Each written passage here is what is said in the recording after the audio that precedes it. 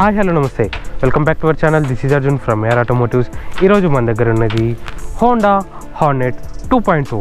So Honda Hornet 2.0లో యాక్చువల్గా front suspension USD forks ఉన్నాయి. సో యాజ్ ఈ వెహికల్ హయ్యర్ పర్ఫార్మెన్స్ వెహికల్ కూడా కాదు. సో హయ్యర్ పర్ఫార్మెన్స్ వెహికల్ కానందుకు ఈ యూఎస్డి ఫోక్స్ ఎందుకు ఇస్తున్నారు? గోల్డెన్ డ్యాంపర్ విత్ స్ప్రింగ్స్ అనేది యూఎస్డి ఫోక్స్ అనేది అవైలబుల్గా ఉన్నాయి. బట్ యాక్చువల్గా ఈ యూఎస్డి ఫోక్స్ అనేది నిజంగా ఈ వెహికల్కి యూజబులా కాదా? As a performance, engine performance, as a దీనికి కాంపిటీటర్గా as a Bajaj NS 200, TVS Apache 200 4V as ఈ వెహికల్కి ఆ టూ వెహికల్స్ నిజంగా కంపాటబులా కాదా? ఈ వెహికల్ గురించి ఇప్పుడు తెలుసుకుందాం. బట్ అంతకంటే ముందు మన ఛానల్ని లైక్ చేయండి, షేర్ చేయండి, సబ్స్క్రైబ్ చేయండి. పక్కనే ఉన్న బెల్ ఐకాన్ ప్రెస్ చేసి ఎవ్రీ నోటిఫికేషన్ మీకు అప్ టు డేట్ ఉంటుంది. Let's go. Head lights, tail lights and indicators are completely LED lamps. So head lights గురించి చూసుకుంటే స్ప్లిటెడ్ లో beam and high beam head lamps వస్తున్నాయి విత్ LED ఇండికేటర్స్. సో ఈ head lights design చూసినా కానీ better for స్లీకీ డిజైన్లో ఉంటుంది. ఈ స్లీకీ డిజైన్ ఎలా వర్క్ అవుతుందంటే బెటర్ ఫర్ ఏరోడైనామిక్స్. ఆ ఏరోడైనామిక్స్ గురించి మీకు నేను డ్రైవింగ్ చేస్తూ చెప్తాను. ఎందుకంటే a lot of aerodynamics are appeared in this bike.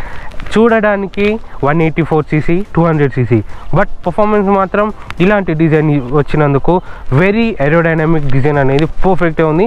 ఎప్పుడు లీనింగ్ యాంగిల్ చేసినా కానీ పర్ఫెక్ట్గా ఉంది. Tyre size of this vehicle, front tyre size 110/70 17-inch tubeless alloy wheels తోటి అవైలబుల్ ఉంది. రేర్లో 140/70 17-inch అలాయ్ వీల్స్ తోటి అవైలబుల్ ఉంది ట్యూబ్లెస్ టైర్. సో ఈ టైర్స్ యాజ్ ఏ కాంపిటీటర్గా వేరే వెహికల్స్ తీసుకుని నేను చెప్పినట్టు టీవీఎస్ అపాచీ 200 4V కానీ as a Bajaj Pulsar NS 200 కానీ ఆ వెహికల్కి ఈ వెహికల్కి కంపేర్ చేస్తే కంప్లీట్లీ చేంజ్డ్ టైర్స్ అనేది అవైలబుల్ ఉంది. ఈ tyres better for ride quality ఉంటుంది and better for stability and better for handling క్వాలిటీని ప్రొడ్యూస్ చేస్తుంది.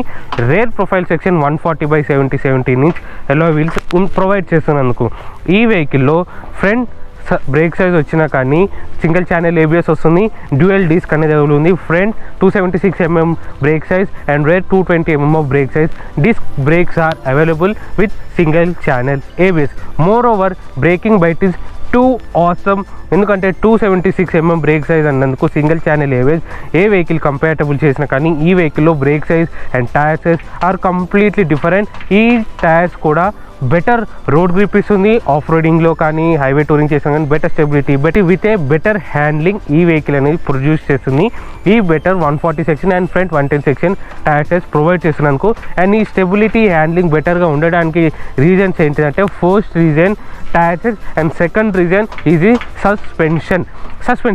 So front suspension upside down USD forks available ఉన్నాయి అండ్ రేర్లో చూసుకున్నా కానీ అడ్జస్టబుల్ మోనోషాక్ సస్పెన్షన్ అనేది దీంట్లో అవైలబుల్ ఉన్నాయి. ఈ యూఎస్డి ఫోక్స్ ఏంటిదంటే టెలిస్కోపిక్ ఫోక్స్కే రివర్స్లో చేసే యూఎస్డి ఫోక్స్ వస్తుంది. సో ఈ యూఎస్డి ఫోక్స్ ఎందుకు ప్రొవైడ్ చేశారంటే better for handling and better for stability ఉండడానికి కోసమే ఇలాంటి యూఎస్డి ఫోక్స్ అనేది ఎప్పుడైతే మనం లీనింగ్ చేస్తామో ఈ లెఫ్ట్ సైడ్ కానీ రైట్ సైడ్ కానీ యూఎస్డి ఫోక్స్ ఏం చేస్తుంది, ఒక డాంపర్స్ అనేది పర్ఫెక్ట్గా డాంపింగ్ అవుతుంది. ఆయిల్ లెవెలర్ అనేది ఆ వాల్వ్స్ అనేది పర్ఫెక్ట్గా ట్యూన్డ్ అవుతుంది. సో ఇవన్నీ బెటర్గా ఉండటానికి లీనింగ్ చేసినప్పుడు పర్ఫెక్ట్గా వెహికల్ అనేది లీన్ అవుతుంది. మనం కింద పడిపోకుండా ఛాన్సెస్ కూడా ప్రొవైడ్ చేస్తుంది ఈ యూఎస్డి ఫోక్స్. అండ్ రేర్లో మోనోషాక్ సస్పెన్షన్ అది అడ్జస్ట్ చేసుకోవచ్చు like soft or stiff. Main usable ఉంటుంది ఈ అడ్జస్టబుల్ సస్పెన్షన్ తోటి. Main good advantage stability and better handling ఉండడానికి రీజన్ ఏంటిదంటే ఈ యూఎస్డి ఫోక్స్ అనేది బెటర్గా ఉంటేనే ప్రొవైడ్ చేస్తుంది ఈ వెహికల్. ఇన్స్ట్రుమెంట్ క్లస్టర్ చూసుకుంటే కంప్లీట్లీ డిజిటల్ ఇన్స్ట్రుమెంట్ క్లస్టర్ అనేది అవైలబుల్ ఉంది. Complete speedometer, odometer, tachometer, gear shift indicator, gear position, ABS, engine trouble warning indication, completely digital instrumentation cluster అనేది అవైలబుల్ ఉంది. Day visibility and night visibility is perfect usable instrumentation cluster. So ఈ vehicle గురించి height చూసుకున్నా కానీ seat height 795mm of seat height, ground clearance 167 ground clearance available ఉంది and wheel base 1355mm of wheel base ఉంది. ఈ better wheel base ఉన్నందుకు better stability and better handling ఉంటుంది.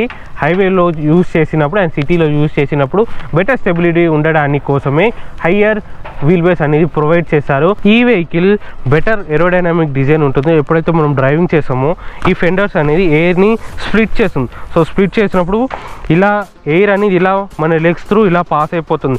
లేదు ఈ డిజైన్ లేనప్పుడు ఏమవుతుందంటే ఈ వెహికల్ అనేది అంత కంఫర్ట్నెస్ ఉండదు, అంత స్టెబిలిటీ కూడా ప్రొవైడ్ చేయదు. ఇలాంటి డిజైన్ వచ్చినప్పుడే నీ లాకింగ్ అనేది యాజ్ లైక్ ఏ నీ గార్డ్ ఆర్ నీ లాకింగ్ అనేది జరుగుతుంది. డ్రైవింగ్ జరిగినప్పుడు బెటర్ ఏరోడైనమిక్ ఉంటుంది and better stability and better handling అనేది ప్రొవైడ్ చేస్తుంది ఈ వెహికల్. మెయిన్లీ ఈ వెహికల్లో యాక్చువల్గా ఈ వెహికల్లో ఫ్రేమ్ చూసుకున్నా కానీ డైమండ్ ఫ్రేమ్ అనేది వస్తుంది. సో ఈ డైమండ్ ఫ్రేమ్ మెయిన్లీ కమ్యూటర్ వెహికల్కి యూజ్ ఉంటుంది.